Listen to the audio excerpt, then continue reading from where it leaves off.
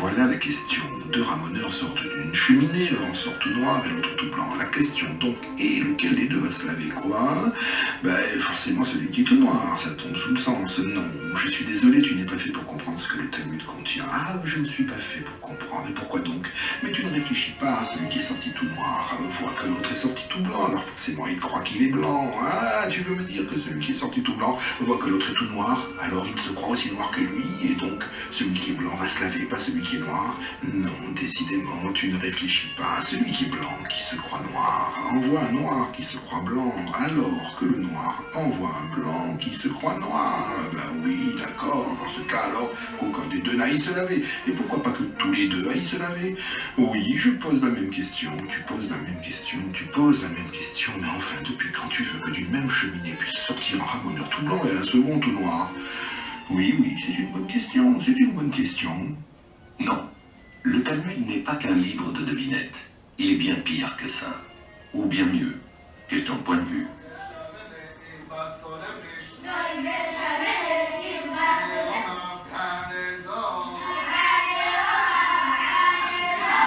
Question de point de vue. Comme celui des Juifs orthodoxes qui ont fait du Talmud leur pain quotidien, interrogeant la Bible sur le moindre de ses paradoxes. Adam a-t-il un nombril, lui qui n'a pas de parents? Les poissons ont-ils réchappé au déluge? Pourquoi les anges de Jacob ont-ils besoin d'une échelle? Et si Dieu peut créer le monde en 6 jours, pourquoi ne le pourrait-il pas en un seul? Ou même en 1 heure? Ou mieux, en un instant? Un autre genre de devinette, en somme, car sous couvert de comprendre la Bible, le Talmud s'occupe de la questionner de toutes les manières possibles. Le mot Talmud est l'abréviation de l'expression Talmud Torah, étude de la Torah, tout simplement. La Torah étant l'appellation hébraïque du Pentateuque, les 5 premiers livres de la Bible. Les volumes qui composent le Talmud enferment des siècles de discussions entre rabbins sur l'interprétation des contradictions du texte biblique.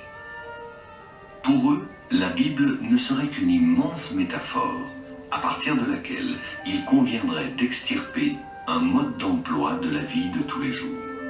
Autant dire qu'il leur a fallu faire acte d'une méthodologie formidable pour parvenir à décrypter dans le mythe du fruit défendu les lois de l'alimentation, dans celui de la tour de Babel, les fondements de la linguistique, et dans le récit de la sortie d'Égypte, les principes de la liberté des peuples. Sans Torah, pas de Talmud. Mais sans Talmud, la Torah garderait pour elle un grand nombre de ses mystères. Il est d'usage, dans les synagogues, 3 fois par semaine, d'ouvrir les rouleaux de la Torah et de faire vivre le texte biblique en le lisant.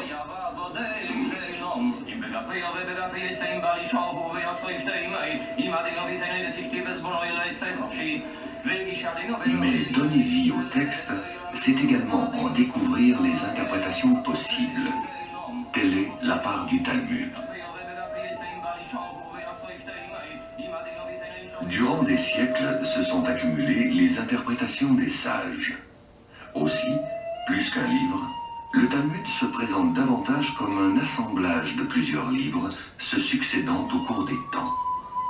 Un livre, dans le livre, dans le livre, presque indéfiniment. Un livre sans auteur à part entière. Un livre dont tous les sages, de tous les temps, sont les auteurs.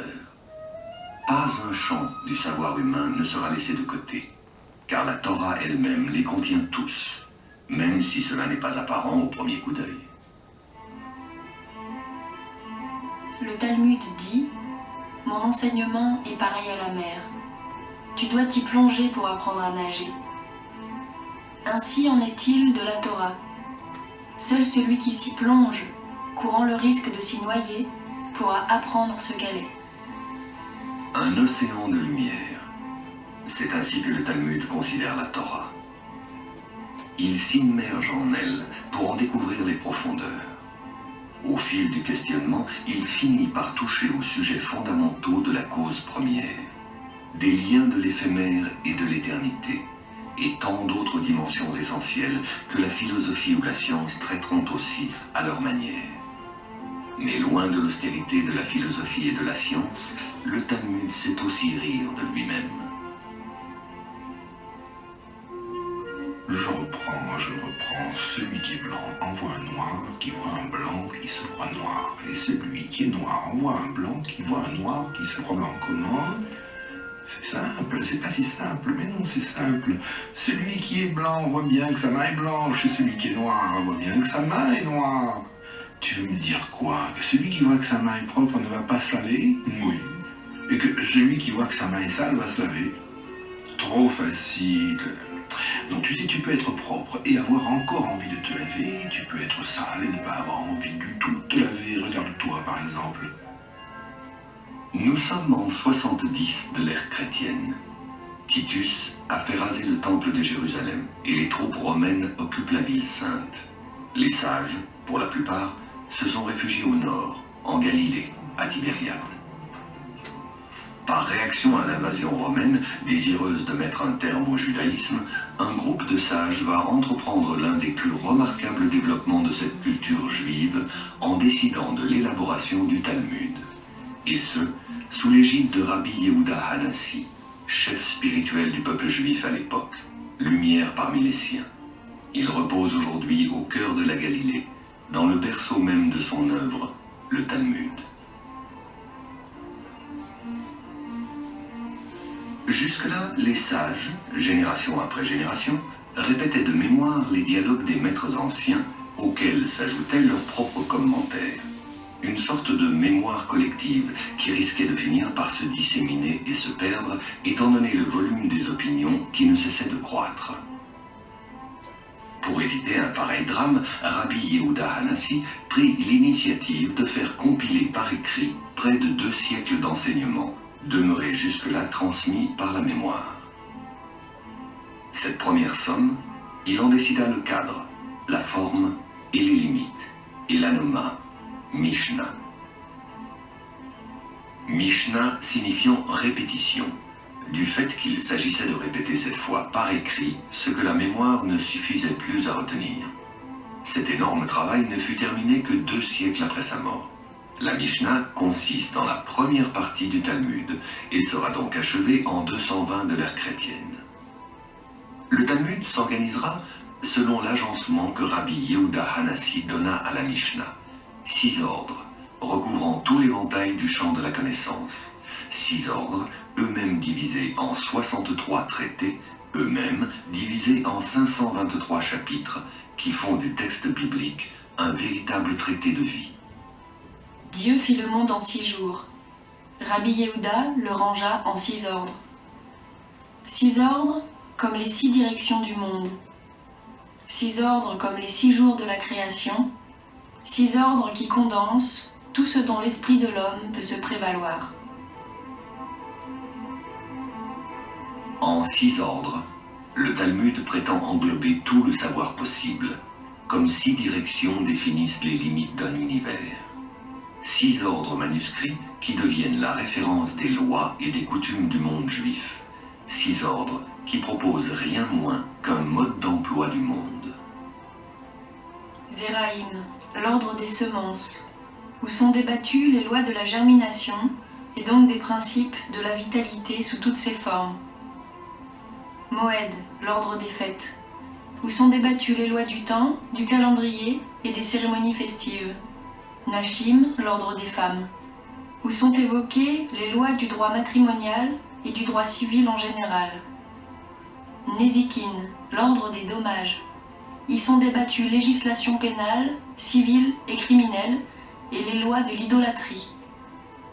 Kodashim, l'ordre des saintetés, les lois du temple de Jérusalem, ses mesures, son architecture, son organisation et son service.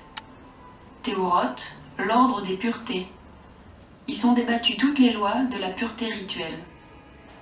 Mais l'élaboration du Talmud ne s'interrompt pas.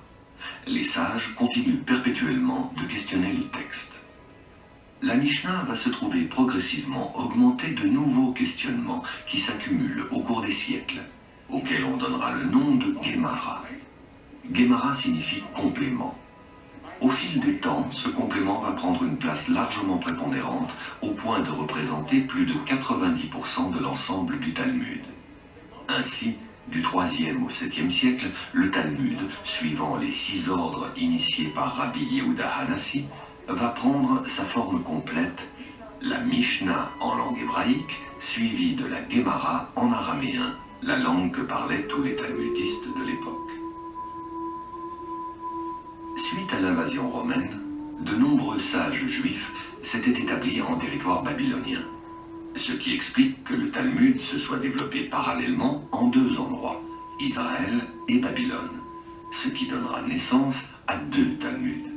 Celui développé sur la terre d'Israël sera nommé Talmud Yerushalmi, Talmud de Jérusalem. Celui développé en Babylone, Talmud Babli. Leur différence essentielle consiste en leur méthode. Celui de Jérusalem privilégie les conclusions des sages. Celui de Babylone privilégie le questionnement. Et c'est précisément le questionnement qu'ont choisi les écoles talmudiques futures, qui étudient encore aujourd'hui le Talmud de Babylone. Ainsi donc, depuis des millénaires, partout où ils se trouvent, les enfants juifs grandissent avec cet art du questionnement. Le Talmud est par excellence le livre de la question.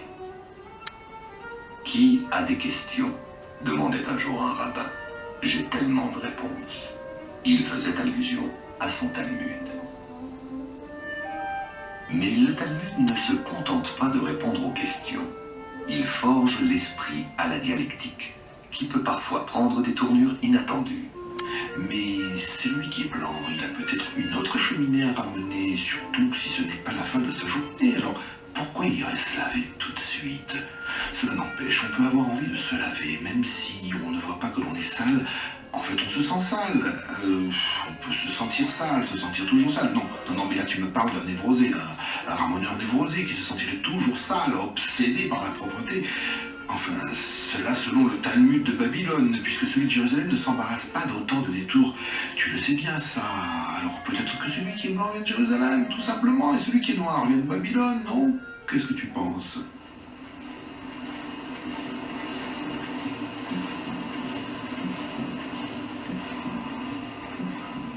Il aura fallu 6 siècles pour parvenir à donner corps au Talmud. 6 siècles pour parvenir à condenser ce qui deviendra l'ensemble le plus singulier jamais réuni de dialogues sans fin sur tous les sujets du monde. Jusqu'à aujourd'hui, une page du Talmud est constituée en son centre de l'ensemble formé par la Mishnah et la Gemara. Divers commentaires les entourent, commentaires ultérieurs devenus indispensables à leur compréhension. Aujourd'hui, les étudiants de Yeshiva, les écoles talmudiques, perpétuent le dialogue entre les rabbins des premiers siècles et leurs successeurs.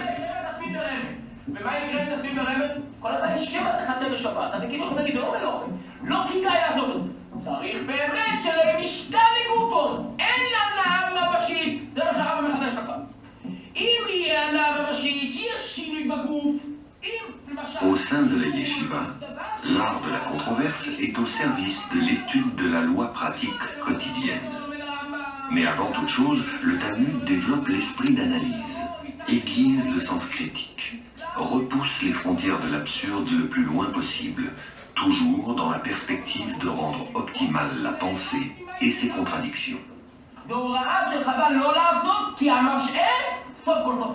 Ainsi, les étudiants découvrent par quelles prouesses intellectuelles le Talmud déduit des récits bibliques et de leurs apparents paradoxes ou anachronismes leur incidence dans la vie pratique quotidienne.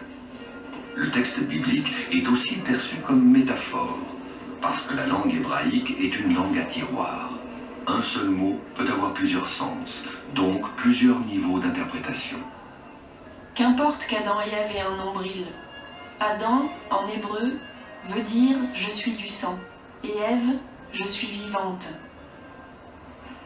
Au-delà de la rencontre d'un homme et d'une femme, il s'agit de la rencontre de la chair et de la vitalité. Comment la vitalité pénètre le corps par le sang. Tout ce que je mange devient sang, dit le Talmud. Et curieusement, voilà que les lois de l'alimentation sont tributaires de l'histoire d'Adam et Ève.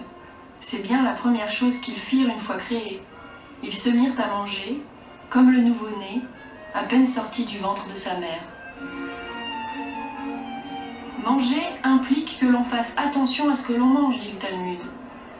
Ainsi, du simple récit d'Adam, d'Ève et d'un fruit inconnu, se découvrent des règles alimentaires qui, au-delà de la simple diététique, définissent un lien entre l'homme et le monde. Alors face à face, comme des duellistes, les apprentis talmudistes confrontent leurs opinions, aiguisent leur art du dialogue, perpétuant la tradition du questionnement qui ne va pas sans un certain sens du jeu. Mais attends, depuis quand un sort noir et un autre blanc? C'est un piège, sûrement un piège. Ils doivent sortir tous les deux noirs, hein, quoi? Ah non, il suffit que le premier qui sort par la cheminée récolte toute la suite. Tu veux dire que le passage est propre pour le second, comme ça le premier sort tout noir et le second tout blanc? Trop facile. Et tu crois que le Talmud pose une question aussi subtile pour une réponse aussi simple? Je ne crois rien. J'essaie de comprendre. Tu essayes de comprendre. Bon, je reprends. Deux ramoneurs sortent d'une cheminée, un tout noir, un tout blanc. Alors lequel des deux va se laver?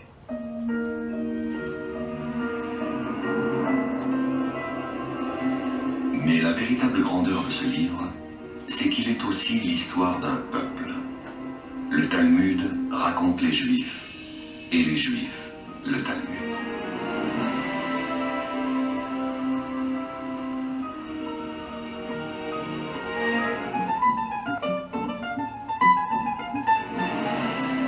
C'est au cours des errances du peuple juif que se façonnera le livre et son histoire.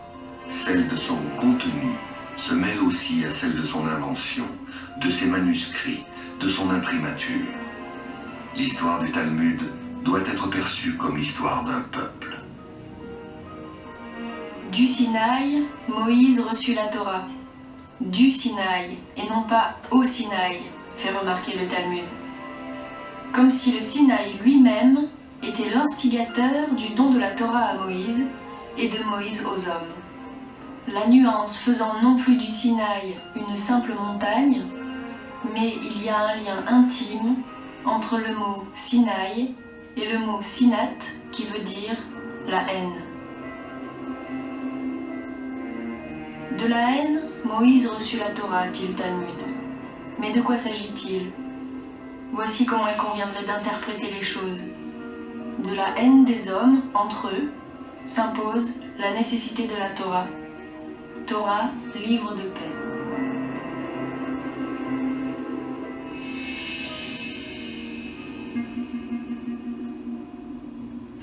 Perpétuelle cadence qui tangue, ondule et berce. Les Juifs, génération après génération, battent une mesure sans fin, marquant les oscillations d'un pendule qui mesure le temps au rythme des pages de Talmud étudiées. Le Talmud est une flamme qui pénètre l'esprit, une flamme qui transmet au corps son mouvement ininterrompu, immuable, sempiternel, au rythme de la vie, tels les battements d'un cœur. À en croire l'anatomie talmudique, ces oscillations favorisent à la fois la concentration et la mémorisation. Dans un sens, les valvules s'ouvrent, dans l'autre, elles se referment.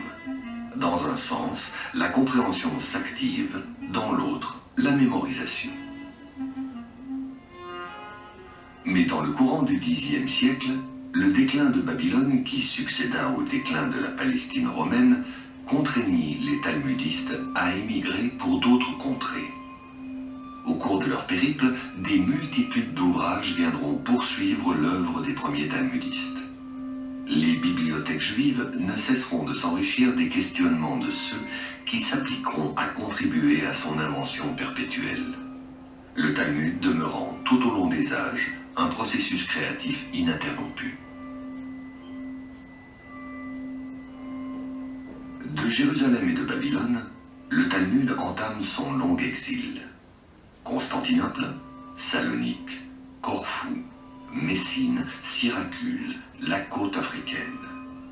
Les Juifs essaiment tout au long de la Méditerranée, piquent sur les rives de l'Italie, remontent lentement tout au long de la côte adriatique, rejoignent les rives françaises et la péninsule ibérique, emportant avec eux leurs précieux livres comme principal bagage. Le Talmud devint très vite le porteur de la mémoire juive dans toute la diaspora, et son étude se révéla le seul véritable foyer d'un peuple sans refuge, sans réel port d'attache. En fait, le plaisir de l'étude devait compenser les malheurs de l'errance. L'attachement au livre compensait le détachement à la terre. À défaut de terre promise, le Talmud en fut la compensation. Ainsi fut fondé en Rhénanie au Xe siècle, entre Spire, Worms et Mayence, le centre talmudique le plus important depuis Tibériade, Jérusalem et Babylone. Les maîtres les plus illustres s'y retrouvèrent. Leur réputation fut telle qu'elles attirèrent là celui qui allait devenir le plus illustre d'entre tous, Rachi. Né en 1040 à Troyes, en France, Rabbi Shlomo ben Yitzhak Hatzarfati, dit Rachi, rejoignit Worms comme jeune étudiant et y demeura plusieurs années. Rachi allait devenir le plus populaire, mais aussi le plus phénoménal des rabbins de son temps. Phénoménal par son savoir, phénoménal par son apport à la culture talmudique. C'est ici, dans la yeshiva de Worms, qu'il suivit sa formation jusqu'à devenir un maître éminent. En témoigne cette chaise qui aurait été la sienne, incrustée dans la pierre comme son enseignement le sera dans l'édifice du Talmud, tel que nous le connaissons aujourd'hui. Il allait y avoir le Talmud avant Rachi et le Talmud après Rachi, à telle enseigne qu'aujourd'hui encore, on ne peut plus dissocier les gloses de Rachi du texte originel du Talmud, un livre dans le livre. Autour du texte de la Mishnah et de la Gemara, qui occupe le centre de chaque page du Talmud, est imprimé le commentaire de Rachi, devenu indispensable à l'étude, car il clarifie un corpus devenu quelque peu chaotique du fait de ses nombreux remaniements. Rachi, l'enfant prodige, reconnu par les savants juifs et non juifs de son temps pour son immense érudition, contribua à la reconnaissance de l'esprit d'universalité du Talmud. C'est à Troyes, en Champagne, que devenu vieux, il entreprend son œuvre. Il y fonde une école qui fera date. Ses disciples vont développer le questionnement talmudique à un point qu'aujourd'hui encore, on ne peut plus étudier sans s'y référer. Avec Rachi, le Talmud déjà atemporel devient universel. Mais imaginons qu'il fasse nuit, comme dit Rachi. Alors, le blanc peut voir qu'il est blanc, mais le noir aura plus de mal. Mais si le noir ne se voit pas, il pourrait justement conclure qu'il est noir. Oui, mais le blanc aussi. Ce qui veut dire que ce n'est pas la peine qu'il fasse jour pour aller se laver. C'est justement ce que dit Rachi. Tu crois? Franchement, non.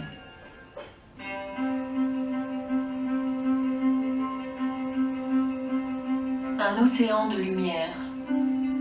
Si la Torah reflète la lumière divine, le Talmud canalise cette lumière et l'apprivoise comme la mer apprivoise le feu du soleil. S'immerger dans le Talmud, c'est apprivoiser alors le feu divin. Mais ce n'est pas forcément échapper au feu dévorant du monde.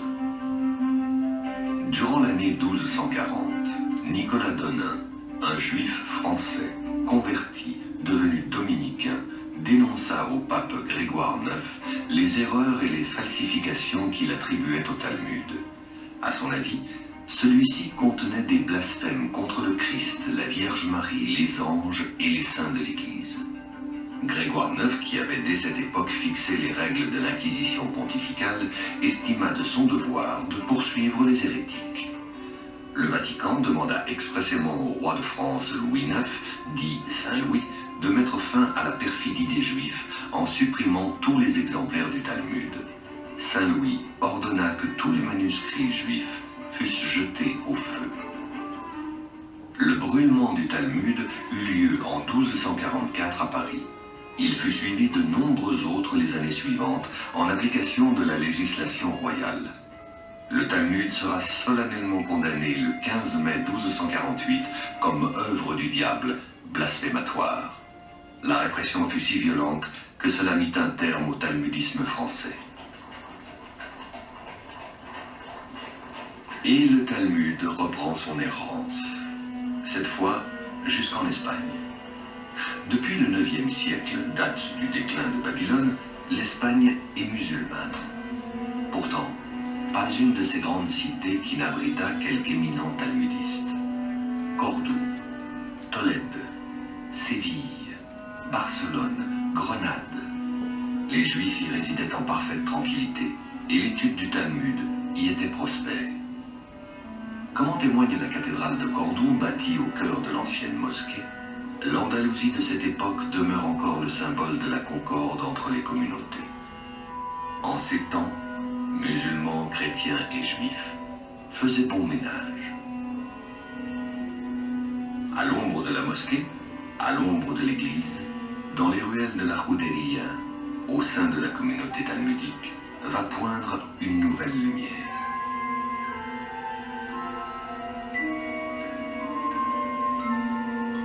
Moïse Maïmonide s'élève comme une étoile au firmament de l'âge d'or andalou.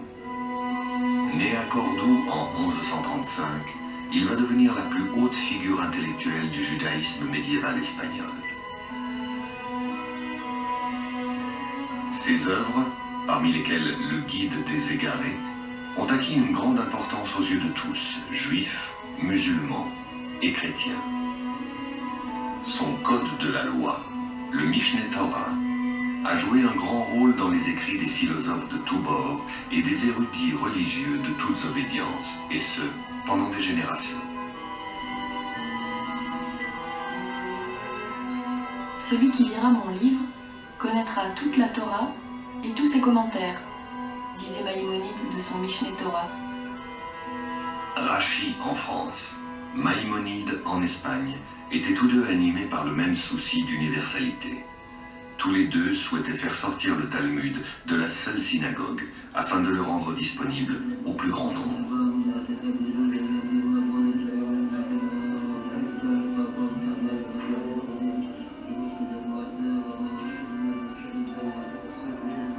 Mais alors que Rachi se préoccupe de clarifier la méthode, Maïmonide la délaisse et ne privilégie que les conclusions des maîtres anciens pour parvenir à une Torah pratique.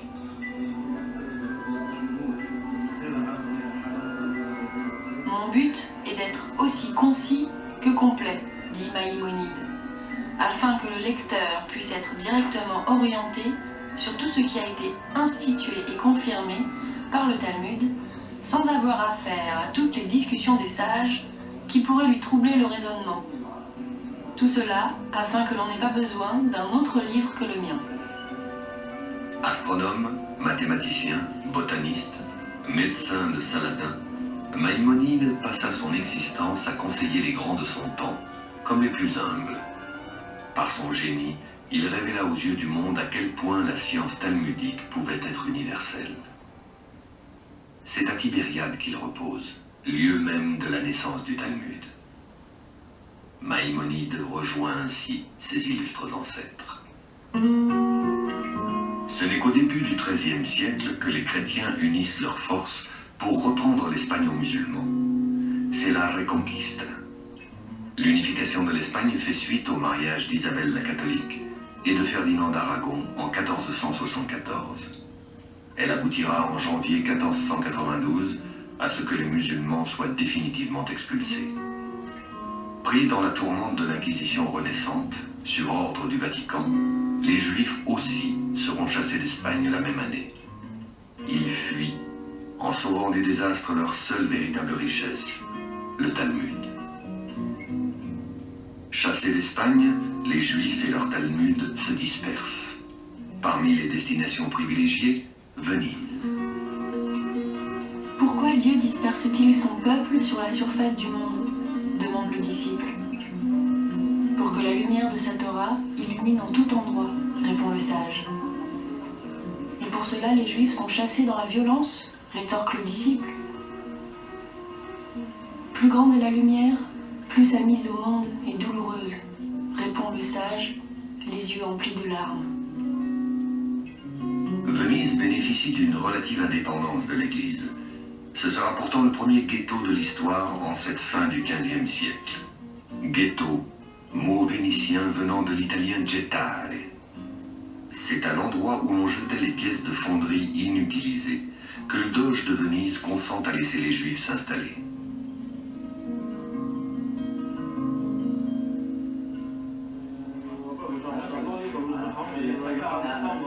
Venise devient une véritable pépinière de talmudistes.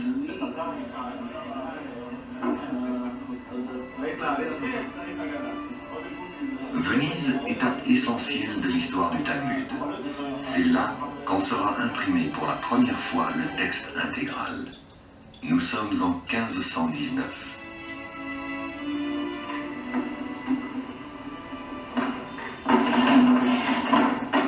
Le Vatican, qui proscrivait le Talmud dans toute l'Italie sous peine des rigueurs de l'Inquisition, ne put empêcher le doge d'autoriser l'imprimature des livres juifs sur son territoire. C'est dans les presses de l'imprimeur chrétien Daniel Bomberg que, page après page, fut menée à bien l'une des entreprises les plus colossales de l'histoire de l'imprimerie. Près de 10 000 pages, examinées à la loupe par des équipes d'éminents talmudistes, conscients de réaliser une œuvre unique, aussi importante qu'inespérée. De 1519 à 1523, 5 ans de labeur seront nécessaires pour que de manuscrits, le Talmud devienne livre.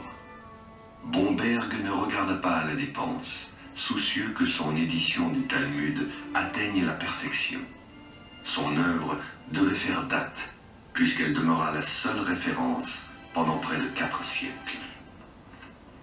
Toutes les éditions qui allaient suivre, parmi les plus fameuses, Bâle, Pizarro, Amsterdam, Munich, Francfort, Cracovie, jusqu'à celle définitive de Vilna au XIXe siècle, seraient inspirées de celle de Bomberg. Le travail d'orfèvre dont fit preuve Bomberg décida pour la suite des temps de la physionomie des pages du Talmud, lui donnant cet aspect à la fois sobre, simple, minimaliste, sans la moindre fioriture, en allant au cœur du texte, suivant une géométrie très particulière. L'édition Bomberg fixa la pagination. Le texte de la Mishnah et de la Gemara occupe le centre de chaque folio en écriture carrée, autour duquel se répartissent les gloses de Rashi et celles de ses élèves en caractères semi-cursifs. Avec Bomberg, le Talmud devient au XVIe siècle une œuvre d'art. Cependant, l'institution de la censure par le Vatican pousse Bomberg à mettre un terme à son activité et à quitter Venise en 1546. L'Église, qui ne pouvait s'en prendre à la Bible sans s'en prendre à elle-même, s'acharne contre le Talmud.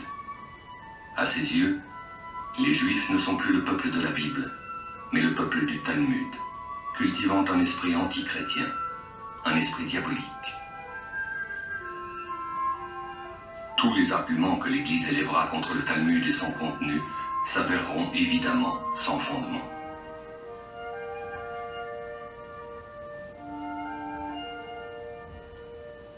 En cette deuxième moitié du XVIe siècle, l'Église, engagée dans la contre-réforme et contre l'esprit de libéralité de la Renaissance, demande une stricte observance de la foi et développe une intransigeance envers la communauté juive accusée d'antichristianisme. De nombreux monastères possèdent encore des exemplaires des livres confisqués à l'époque.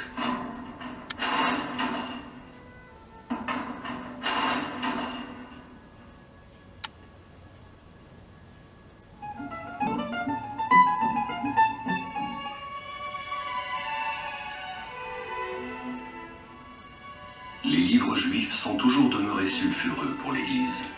Et incapable de pouvoir les lire, d'en déchiffrer les arcanes, le Vatican ne se contentera pas de les confisquer ou de les censurer.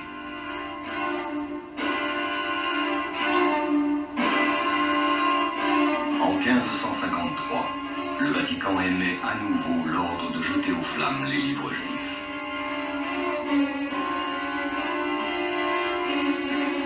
Toutes les maisons de Rome furent fouillées, et sur le Campo di Fiori eut lieu l'autodafé. Nous étions le 9 septembre 1553, Rosh Hashanah, jour de la nouvelle année juive. Quelques semaines plus tard à Venise, un jour de Shabbat, le 21 octobre, sur la place San Marco, selon les mots du nonce du pape, un bon feu mit fin au blasphème. Plus d'1 millier de Talmuds furent brûlés. L'histoire du Talmud est aussi l'histoire des difficultés d'un texte à exister. 50 ans plus tard, le Talmud allait à nouveau renaître de ses cendres, et son histoire rejoindre celle des Juifs, qui n'ont eu de cesse de survivre à toutes les tentatives d'assimilation, de conversion ou de destruction auxquelles ils étaient soumis.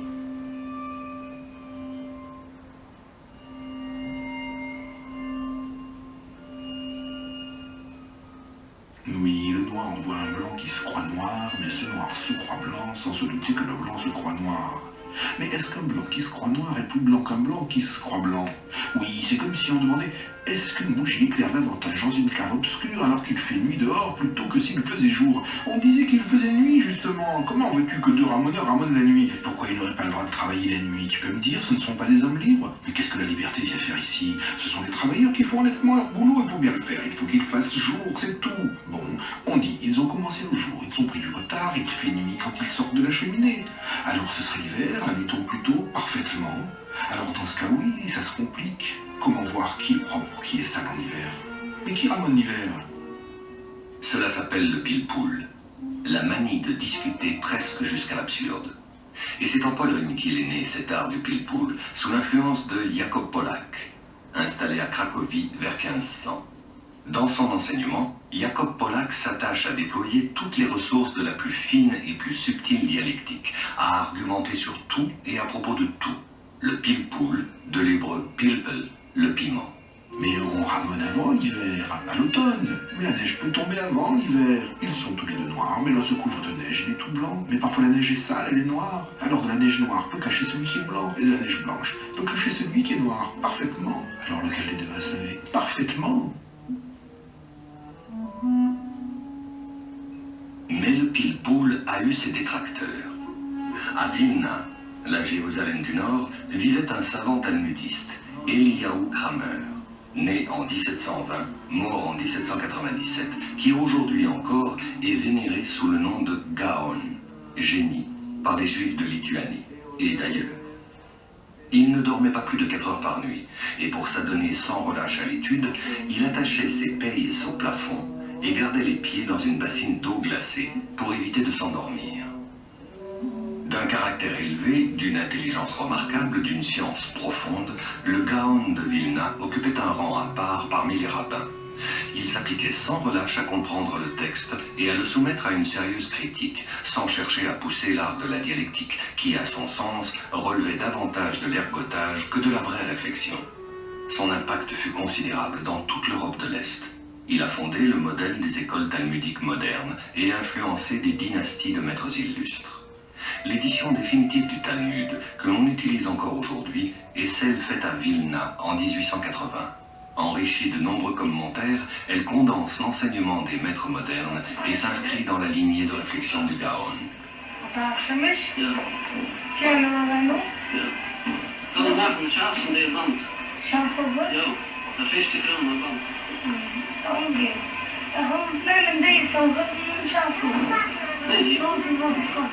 Dès lors, tous les étudiants disposent d'un outil de travail bien plus performant que n'en disposaient les générations passées.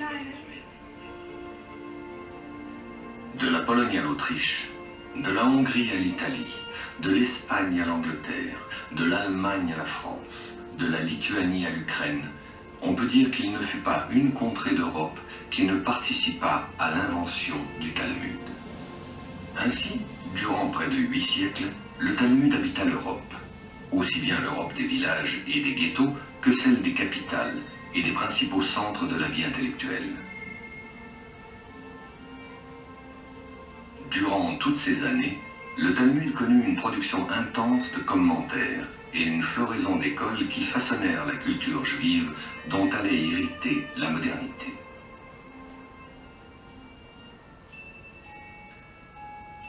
La modernité, c'est l'Amérique. Forcément. Le Talmud quitte la vieille Europe pour une terre apparemment pleine de promesses.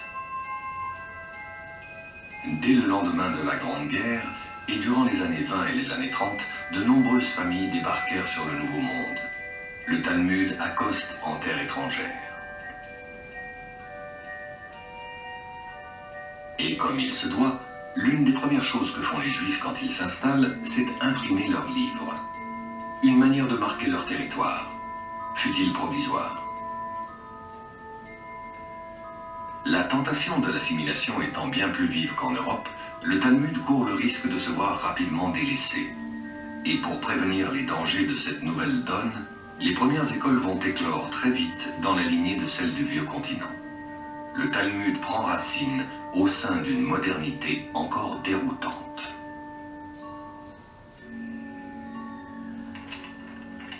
À l'aube du XXe siècle, le Talmud doit-il s'adapter à la modernité ou la modernité doit-elle s'adapter au Talmud? Pour répondre à cette question, il suffit de se plonger dans le dialogue des sages et concevoir combien leurs paroles ont toujours anticipé les événements de l'histoire.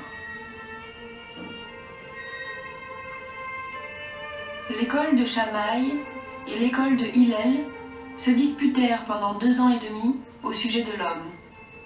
La première disait « Mieux eût valu que l'homme ne fût pas créé ». La deuxième « Il est bon que l'homme ait été créé ». À la fin, les voix furent comptées et l'on conclut « Mieux eût valu que l'homme ne fût pas créé, mais puisqu'il existe déjà, alors qu'il soit vertueux ». Vertueux? Que reste-t-il aux Juifs à l'aube de la Seconde Guerre mondiale? Aller pratiquer la vertu aux États-Unis?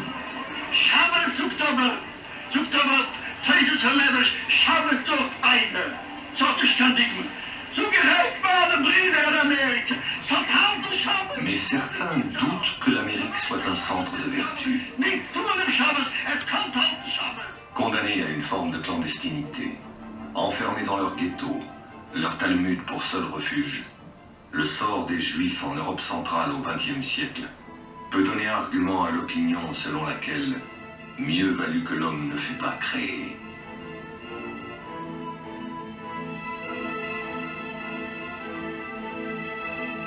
Le nazisme, en tout état de cause, pouvait faire ratifier haut la main pareille option. L'espérance, toutefois, est le fondement du judaïsme. Or, c'est précisément quand il n'y a plus d'espoir qu'il convient d'espérer. Et l'espérance juive s'enracine encore plus haut que l'absurdité du monde. La résurrection en un monde où l'absurde n'aura plus de raison d'être en est l'illustration la plus inattendue.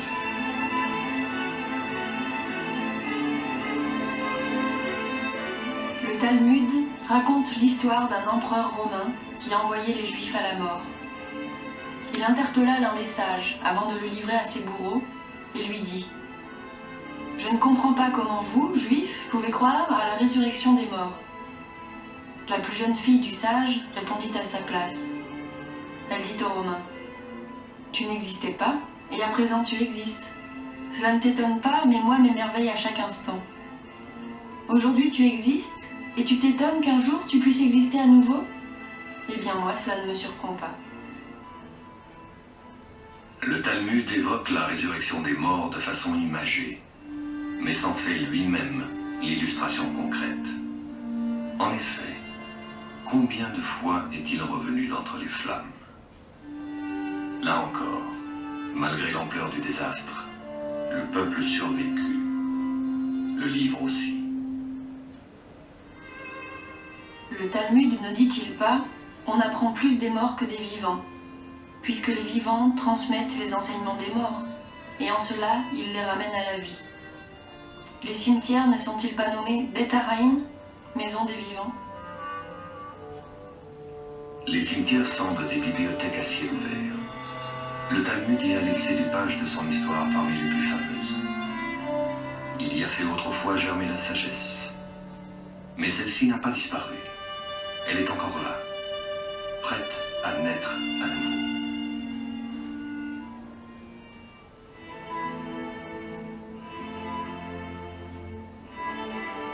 Après la guerre, les études talmudiques allaient redoubler, et notamment aux États-Unis, grâce à l'initiative du Daf Yomi.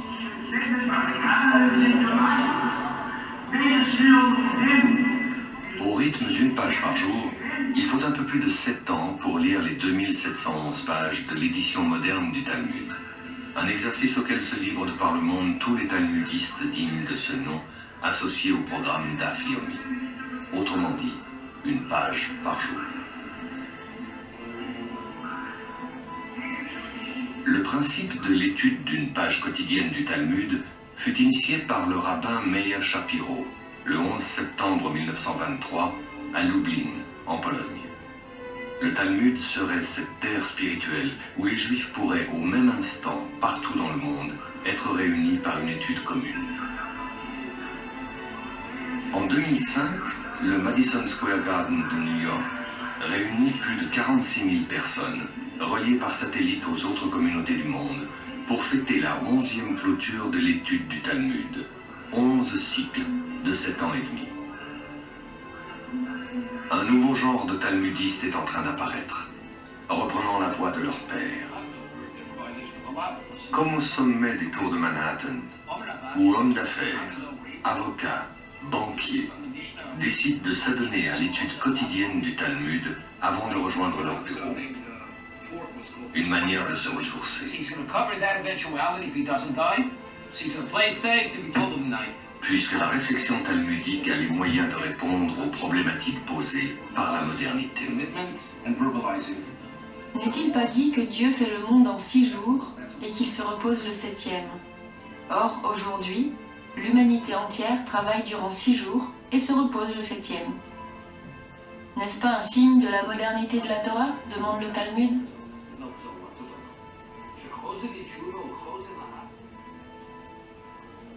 Les Juifs américains ont, dès les premières heures, participé à la construction du Nouveau Monde, s'assimilant souvent au prix de leur propre héritage culturel. Mais ils ont néanmoins toujours entretenu un lien avec la terre ancestrale, revenant régulièrement sur le sol de la vieille Europe. Plus que de la nostalgie, il s'agissait d'un réel besoin de se ressourcer auprès de ceux qui avaient su préserver le Talmud de l'assimilation. Certes, l'assimilation avait déjà gagné l'Europe. Quittant les yeshivas, succombant aux atours de la philosophie, de la littérature, de l'art et de la science, de nombreux enfants et petits-enfants de talmudistes allaient ouvrir des voies nouvelles dans bien des domaines. Mathématiques, logique, physique et même psychanalyse. Dans sa correspondance avec Karl Abraham, Sigmund Freud évoque l'atavisme talmudique qui aurait poussé certains d'entre leurs collègues dans les voies de la psychanalyse. Quelle différence entre un talmudiste et un psychanalyste? Une génération, disait-on. Aujourd'hui, on peut inverser la question. Quelle différence entre un psychanalyste et un talmudiste? Une autre génération.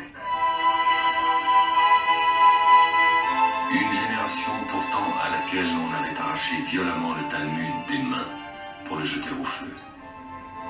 Or, quand on commence à brûler les livres, on finit par brûler les hommes. Des hommes mis dans des trains qui furent leur tombe.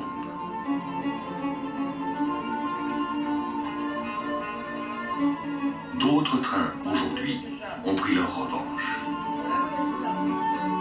Celui-ci, comme beaucoup d'autres, dans lequel tous les matins, entre Long Island et Manhattan, l'un des wagons devient école talmudique, conduisant à leur travail nombreux, des descendants de rescapés.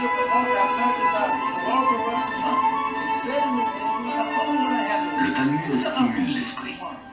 On y trouve les fondements du droit, du commerce, de la psychanalyse et de tant d'autres champs d'activité intellectuelle qu'apparemment tout le monde peut y trouver son compte.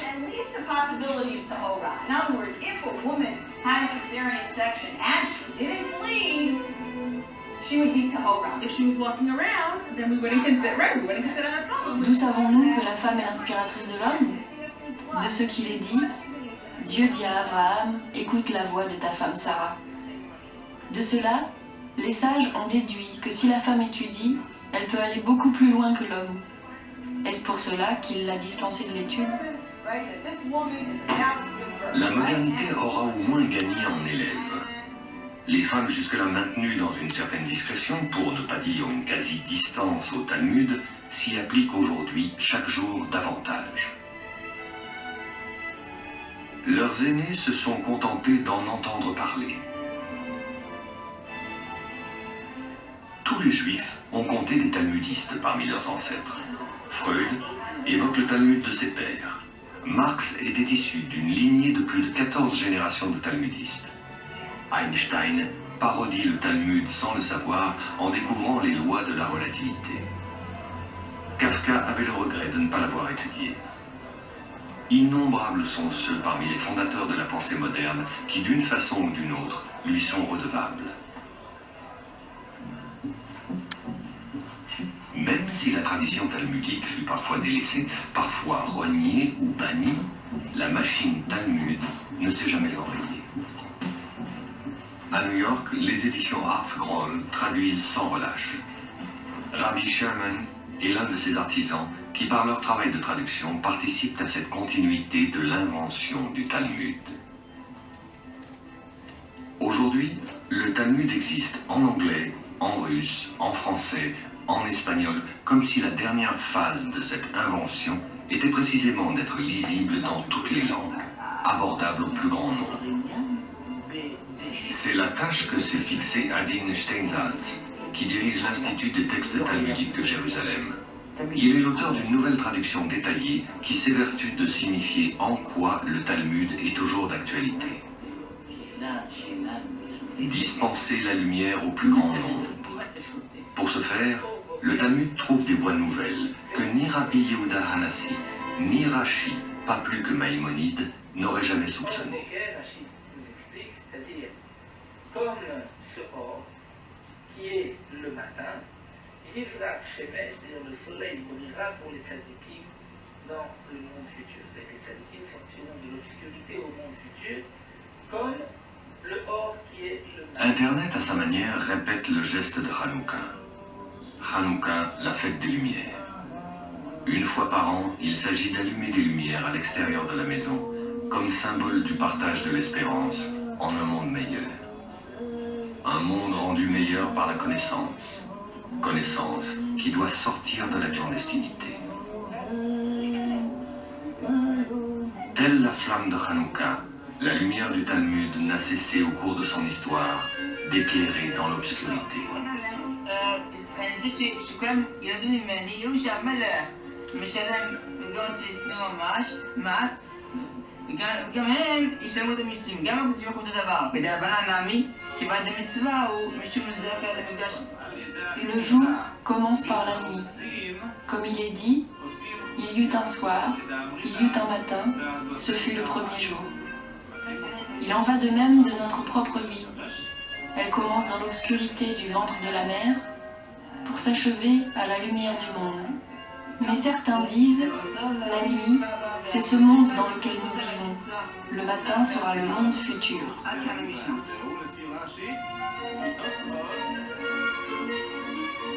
Ainsi, ce monde obscur fait de nous des aveugles à la recherche de la moindre lueur de sagesse. Une simple petite lumière qui scintille dans les ténèbres. Voilà. Le Talmud est demeuré tout au long du destin du peuple juif, cette étincelle qui leur conservait dans les épreuves une sorte de clairvoyance. C'est ainsi en tout cas que le Talmud nomme les aveugles, ceux qui voient clair. Et s'ils étaient aveugles, s'ils n'y voyaient vraiment rien, la nuit totale, constamment, quoi, deux ramoneurs aveugles? Ceci dit, pour ce qu'il y a à voir dans une cheminée, si la question était deux aveugles, l'un noir et l'autre blanc, lequel des deux va se laver? Mais dans ce cas, le Talmud aurait parlé d'aveugles et pas de ramoneurs. Oui, mais il est tellement facile de répondre que celui qui est sale va se laver qu'il faut comprendre que l'intention du Talmud est bien de nous faire comprendre qu'ils sont aveugles. Mais comment peuvent-ils nettoyer une cheminée s'ils n'y voient rien? Mais tu n'as jamais vu d'aveugle jouer du piano? Deux ramoneurs qui joueraient du piano? Non, mais si deux aveugles peuvent jouer Beethoven à 4 mains, ils peuvent bien passer par le trou d'une cheminée. Mais pourquoi la question n'est pas, après le concert, lequel des deux pianistes va se laver? Mais c'est ça la question précisément. Juste qu'ils sont ramoneurs, oui, et aveugles. Tu as déjà vu deux ramoneurs jouer du piano? Non, mais je demande qu'à voir. Ceci dit, j'ai connu un brocanteur qui jouait de la trompette en duo. Ah bon? Laquelle de trompettes va se laver? C'est une bonne question, d'autant qu'elles sont toutes les deux en cuivre. Mais dis-moi, juste une question. Tu as déjà vu des ramoneurs? Non. Moi non plus.